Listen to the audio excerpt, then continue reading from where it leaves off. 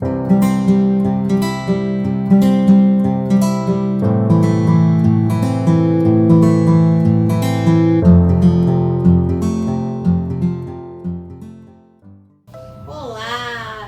Mais uma vez aqui no nosso canal Nós da Diferença.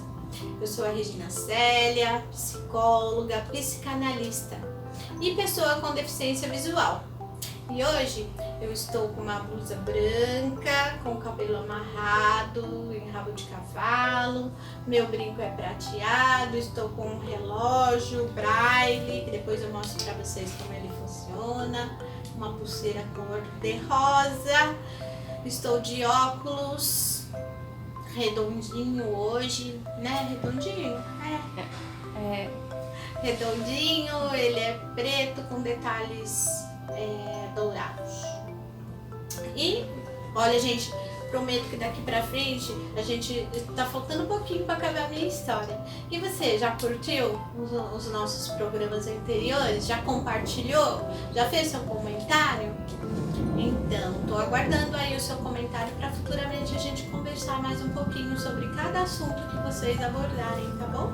E não se esqueça de sempre curtir e compartilhar os nossos programas e fazer os seus comentários. Tô quase terminando a minha história de vida. Depois eu vou trazer outras histórias aqui para você, tá bom?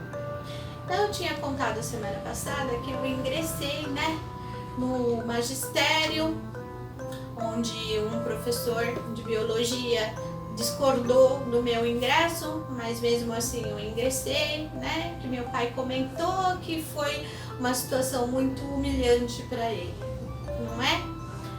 Bom, eu terminei meu magistério em 1987, talvez muitas pessoas aqui nem programavam em nascer, seus pais talvez ainda nem estivessem casados, não é? É que eu sou antigona mesmo, tá bom, gente? Então, eu me formei em 1987, no magistério, era um curso técnico no ensino médio, atual ensino médio, né?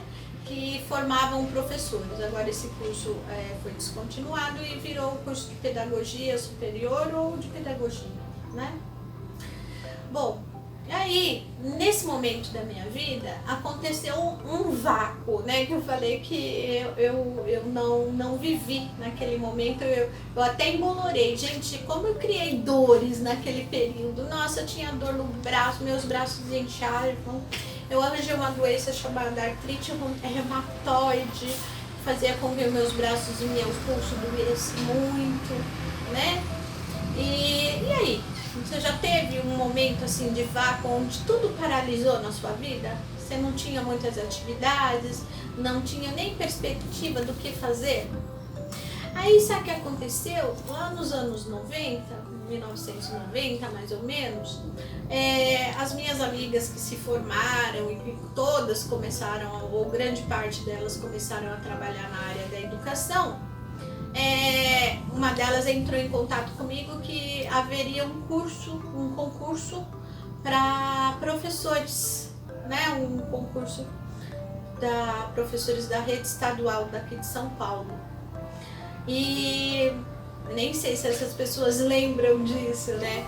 Mas uma amiga minha, a Cláudia, me levou na casa de uma outra amiga, na casa da Marlene. Minha Marlene faleceu recentemente. Luzia, a filha Ana Luzia, né, a filha dela, se você estiver me vendo, saiba que eu considerava demais a sua mãe, tá bom? E gosto muito de você também. A dona Marlene, que era a aluna mais velha da sala, na época que a gente fez o magistério, era a mãe de todos ali, né?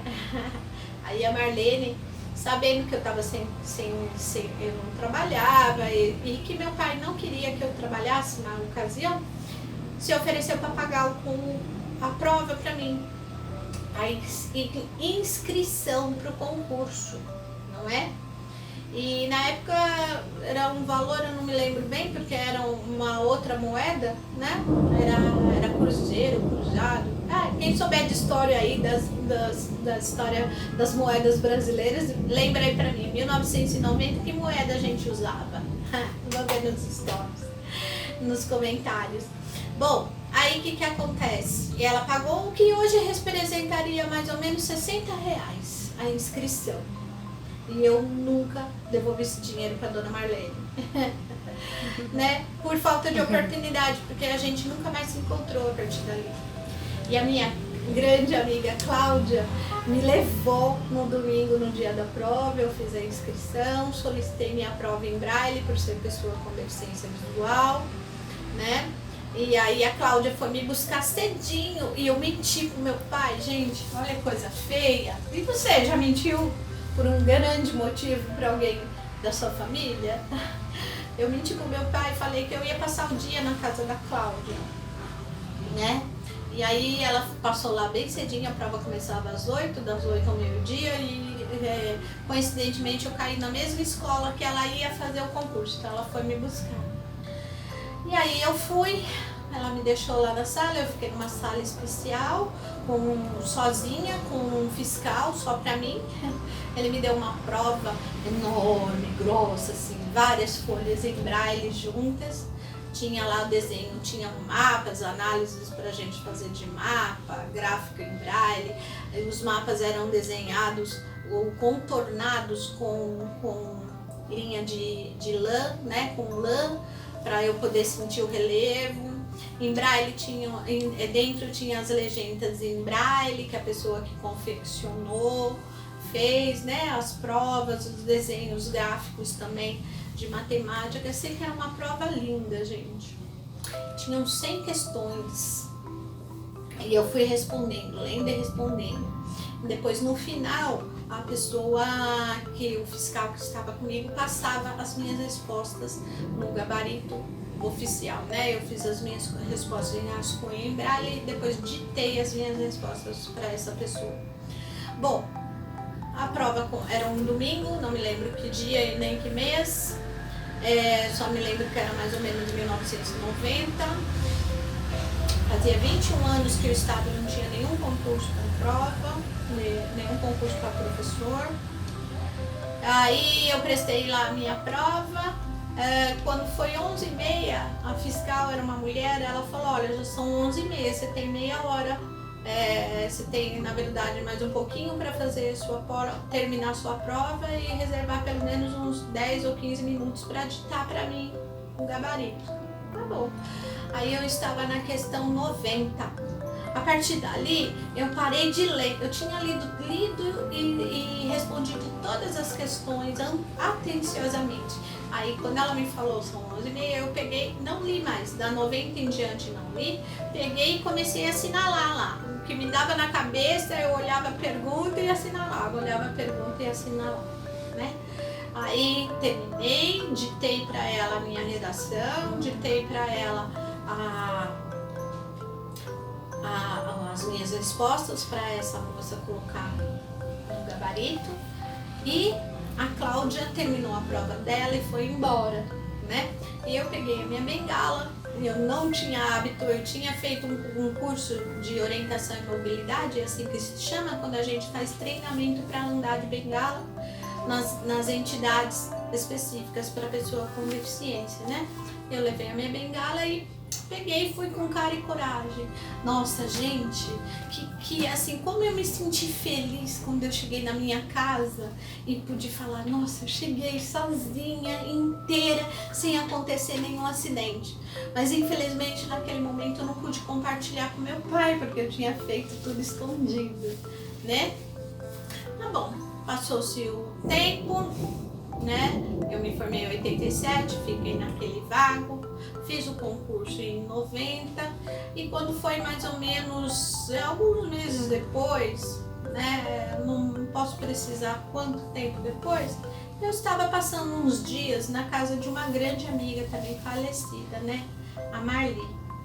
E minha amiga irmã, quando a minha mãe morreu, a dona Marisa Isabel, nossa professora de braille, falou: Regina, se aproxima falou pra Marli, né? Marli, se aproxima da Regina porque ela perdeu a mãe e ela precisa de uma companhia, né? E a Marlizinha me fez companhia com uns grandes amigas, de frequentar a casa, dormir na casa, fazer aventuras. Um dia eu conto as outras aventuras minhas da Marlizinha.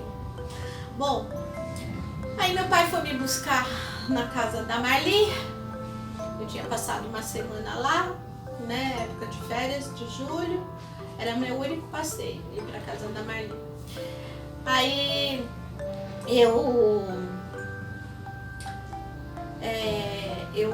meu pai buzinou lá na frente. A Marli também era deficiente visual, mas a gente conhecia a buzina do carro do meu pai, quer dizer, eu conhecia. Aí saí eu com a minha mochilinha, né, da casa dela, entrei, aí fui sentar no banco de trás do Fusca. Aí meu pai suspendeu o banco da frente do Fusca, abriu a porta, ficou sentadinho lá no volante, né, na poltroninha do motorista. Aí no que eu entrei, eu coloquei o primeiro pé dentro do carro assim, e com o carro, com o banco levantado para eu poder entrar na parte de trás, e meu pai me abraçou e me falou: parabéns, filha. Aí eu falei: o quê? Eu pensei rapidamente: não é meu aniversário? Que isso, né? Aí ele falou: chegou um telegrama lá em casa e você foi aprovada no concurso, né? Ele não sabia que concurso que era, ele só sabia. Nossa, gente, eu me emociono até contar isso, né? É um momento, assim, muito gratificante junto meu e junto do meu pai, que conviveu comigo 52 anos, né?